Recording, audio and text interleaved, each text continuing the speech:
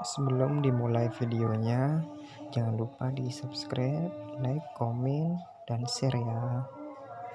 Karena saya bikin pondok itu nggak pakai proposal. Saya bikin pesantren haram jadah. Terima bantuan dari pejabat, nggak mau saya. Kalau saya mau terima bantuan dari pejabat, saya pakai. Saya bersyukur kepada Allah. Oleh karenanya pada kesempatan yang mulia ini, saya harapkan kepada seluruh hadirin, karena saya bikin pondok itu nggak pakai proposal. Saya bikin pesantren haram jadah. Terima bantuan dari pejabat, nggak mau saya. Kalau saya mau terima bantuan dari pejabat, saya pakai emas itu lantainya, saudara-saudara. Berapa banyak pejabat datang bawa duit ratusan miliar. Saya bilang, bawa pulang. Duit pian gak ada laku di sini. Gak laku. Oleh karenanya, saudara-saudara, pada kesempatan yang mulia ini saya ajak semua hadirin yang hadir, muslimin muslimat, untuk mengeluarkan hartanya di jalan Allah. Habib, saya susah. Ulun orang miskin BP. Sedangkan adukku kaya. Saya kasih tahu sama kamu. Tunggu dulu, nanti sambil qasidah. Saya kasih tahu sama kamu semua. Dulu ada namanya Habib Abdullah Al-Idrus. Habib Abdullah bin Abu Bakar Al-Idrus, Samsi Sumus, yang orang Roti Al-Idrus. Beliau kaya raya. Beliau itu kalau turun dari kuda naik karpet merah. Beliau setiap datang tamu dihitung tamunya ini naik berapa anak tangga. Kalau tamunya naik 5 anak tangga, dipotongkan 5 ekor kambing. Kalau tamunya naik 3 anak tangga, maka dipotongkan 3 ekor kambing. Saking kayanya. Satu waktu datang tamu, berapa anak tangga? 7, dipotongkan 7 ekor kambing. Ini tamu heran, luar biasa ini Habib. Setiap ada tamu yang datang dihitung anak tangga. Kalau tamunya naik 3 tangga, berarti dipotongkan 3 ekor kambing. Saya gak pernah nemu Habib dermawan kayak begini. Habib itu begitu. Akhirnya saudara-saudara, kata Habib Abdullah, kamu salah. Ada yang lebih kaya dari saya.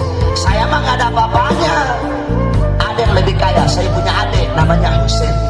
Coba kamu lihat, dalam hatinya, waduh, kalau kakaknya aja kayak gini, gimana adiknya yang lebih kaya. Didatengin Habib Husain. Ketika didatengin, kaget dia. Rumahnya gubuk.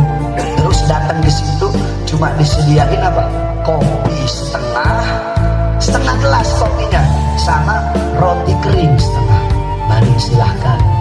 Ini orang kaget, katanya kaya, kok cuma ngasih kopi setengah, roti kering setengah. Habis dia minum udah, oh ini pemanasan kali ini. Ditunggu nggak keluar, cuma itu aja udah. Akhirnya sudah, beliau pulang ke Habib Abdullah. Habib bohongin saya. Kata Habib, adiknya Habib lebih kaya, kok coba dikasih kopi setengah sama roti kering setengah. Apa kata Habib? Kamu tahu saya punya ratusan ekor kambing, saya cuma potong 4 ekor untuk kamu. Adik saya, harta yang dia punya pada hari itu, kopi 1 cangkir sama roti kering 1 biji. Setengah cangkir dia kasih untuk kamu, setengah untuk dia dan keluarganya. Roti kering dia bagi 2, setengah untuk kamu, setengah untuk dia dan anak-anaknya. Dia lebih kaya dari saya karena bisa memberikan setengah hartanya untuk kamu. Jadi sedekah harus tunggu kaya. Contoh, kamu punya uang 100.000. Contoh, kamu punya uang 100.000. Saya punya uang 10 juta. Saya sedekah 1 juta. Kamu punya uang 100, sedekahnya 50. Kalau nominal kan saya lebih banyak. Tetapi kaya dan dermawannya, kamu lebih kaya dan dermawan. Kenapa? Cuma punya uang 100, tapi bisa menyedekahkan setengahnya. Saya punya uang 10 juta, tapi cuma 1 juta doang. Kamu punya 100, tapi bisa memberikan setengah hartanya.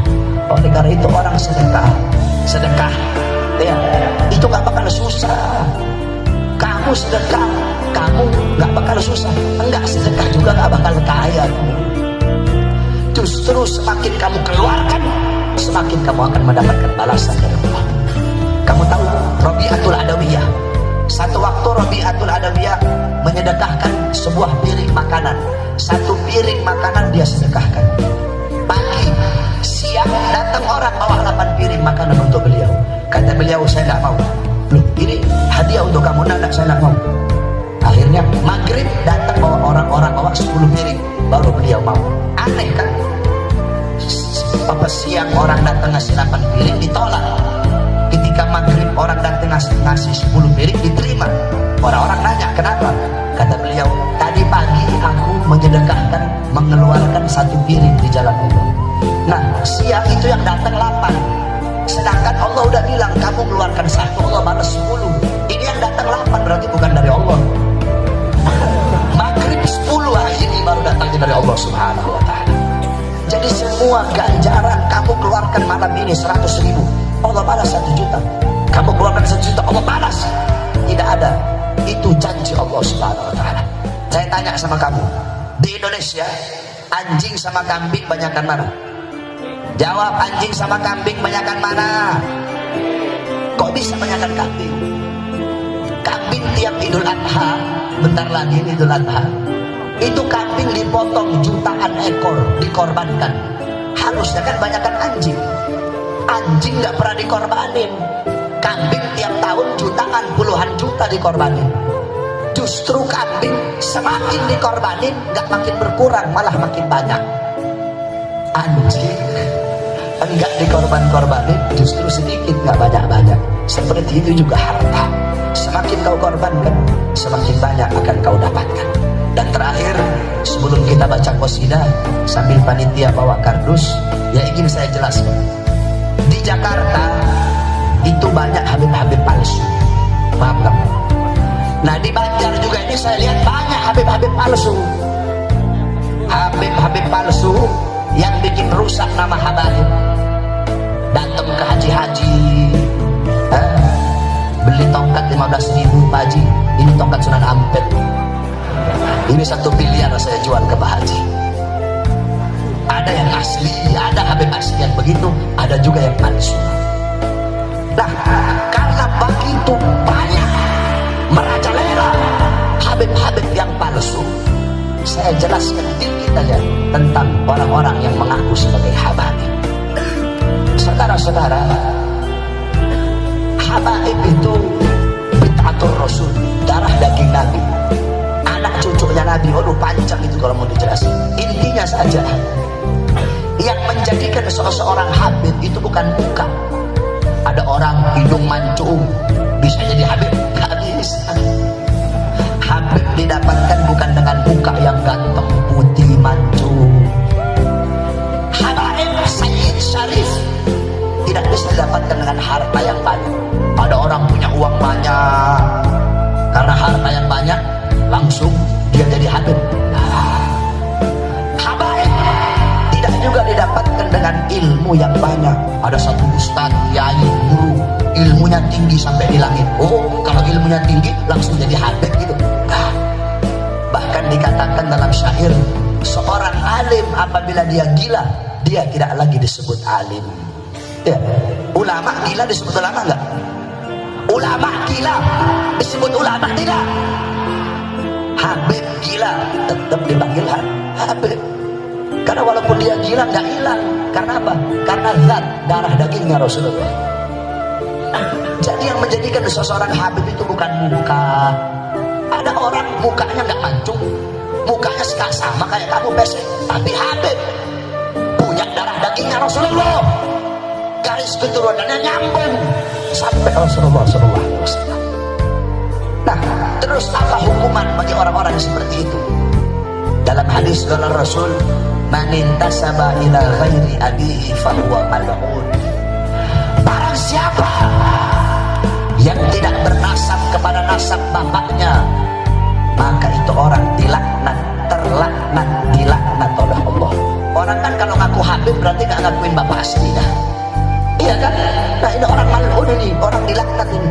Dalam hadis yang lain, man idda'a ila ghairi abihi fahuwa ya'lam annahu ghairu abihi fal jannah alaihi haram. Barang siapa yang mengakui orang lain sebagai bapaknya, atau mengakui nasab lain sebagai nasabnya, ente alkohol ngaku asgaf, yang satu alkalin ngaku alkaf, mengakui nasab lain sebagai nasabnya, mengakui orang lain sebagai bapaknya, sedangkan dia tahu, bukan enggak. Kalau dia nggak tahu nggak dosa.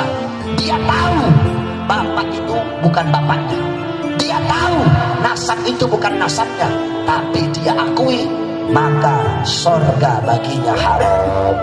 Kalau haram masuk sorga berarti masuk mana? Kalau haram masuk sorga berarti masuk mana? Ada orang datang, Beb Bahar, kenapa? Anak semalam mimpi ketemu Rasulullah. Terus Rasulullah ngasih anak gelar apa? Al-Idrus. Beb, iya kenapa? Anak semalam mimpi apa? Ada cahaya. Terus dia bilang anehnya segah. Oh, ente dapat nasabnya itu dari mimpi. Iya Beb, dari mimpi. Kalau ente dapatnya dari mimpi, ngakunya juga lewat mimpi. Betul? Dapat Al-Idrus dari mimpi, dapat asegapnya dari mimpi, dapat ini semitnya dari mimpi. Kalau dapatnya dari mimpi, ngakunya juga lewat mimpi. Jangan sembarangan ngaku-ngaku habaib. Dipikir enak kalau jadi habib. Jadi habib nggak enak. Kamu berbuat dosa satu, habib bikin dosa dua. Kamu pikir enak jadi habaib? Al-Habib Ali bin Ja'far As-Segaf, ahli nasab, beliau sudah bilang, kamu cukup menjadi umat Nabi itu udah enak, udah nikmat jadi umat Nabi. Ngapain lu ngaku-ngaku jadi habib? Makanya kamu baca kitabnya Abuya kalau nggak salah, Syaraf Ummatil Muhammadiyah, itu yang menjelaskan tentang apa kemuliaan umat Rasulullah. Kamu baca itu kitabnya Abuya Maliki. Udah enak jadi umat Rasul, pakai mengaku-ngaku habib. Dan ada ilmu nasab itu, ada mardudun nasab, ada maktuun nasab, ada maskukun nasab, ada majhulun nasab. Oh banyak itu. Maka jangan sampai ngaku-ngaku habaib. Jadi umat Nabi udah enak. Kita doakan mudah-mudahan para habaib kita di Banjarmasin, Allah panjangkan umur beliau, Allah sehatkan jasmani dan ruhani beliau. Wabil khusus keluarga besar daripada sahibul hal Al-Habib Salim bin Hamid Al-Kaf, mudah-mudahan Allah jadikan keluarganya anak-anak salihah, alim alimah, jajiyah, abidah, zahidah, wari'ah. Amin ya rabbal alamin. Sambil kita bersalawat, yang punya harta keluarkan hartanya semuanya. Salatullah salam